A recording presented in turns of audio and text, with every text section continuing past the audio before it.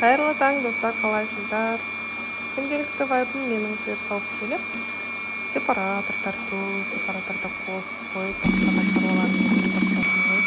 Міне ананы сөйтіп аға керек. Бірақ дегенмен сепаратордың жанында тұрып, регулировкасын қарап тұрмасам, басқа шаруаға алаңдап кетсем, кейде қаймағы сұйылып кетуі мүмкін, кейде қаймағы қойылып кетуі мүмкін.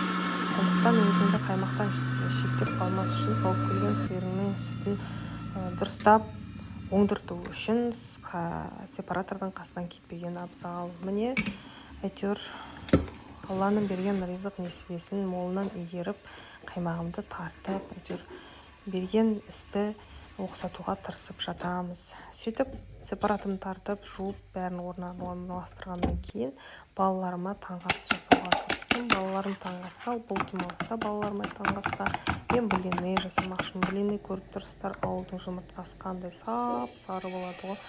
Сары жұмыртқадан блины пісірсең деген дәмі де өзгеше, түсі де, түрі де өзгеше болады ғой.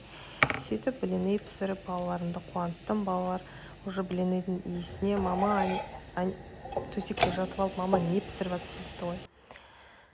Содан не керек? Олар блиныйды тарелкаға салып, телевизор қарап жатып жейміз деп сонымен алып кетті де, ал мен болсам сүзілі тұрған құртымды жасап тастауға кірістім.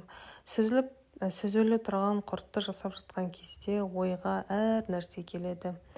Бір апталық, бір айлық жоспарларымды құрып тастаймын кейде болмаса өткен ойларымды електен өткізем, болмаса контент план жасайым деген сияқты. Құрт жасаған кезде негізі күшті релакс болады. Сөйтіп жасалған құрттарымды далада тұрған сеткама әбден орналастырып, кептіруге қалдырдым.